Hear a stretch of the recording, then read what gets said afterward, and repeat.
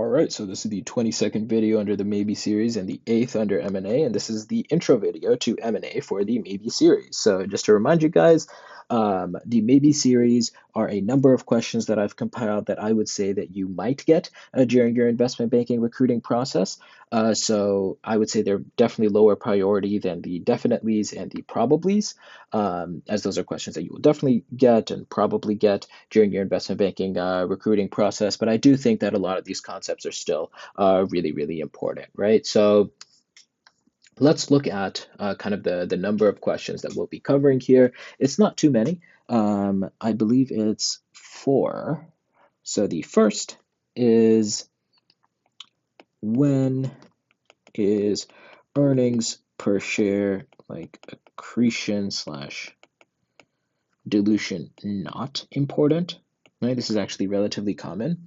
And something that I also want to say is, if you're recruiting for M&A, you should be good with all of these, right? If you're not, then it's not as important, but I would still say if you have the time, make sure to touch on these topics.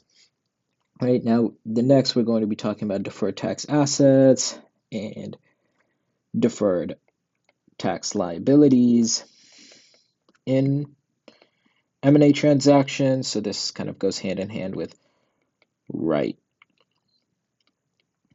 downs slash ups.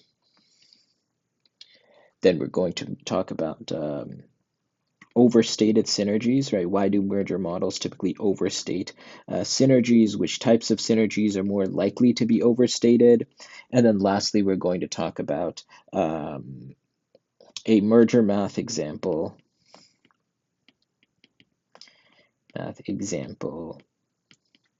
With an equity premium.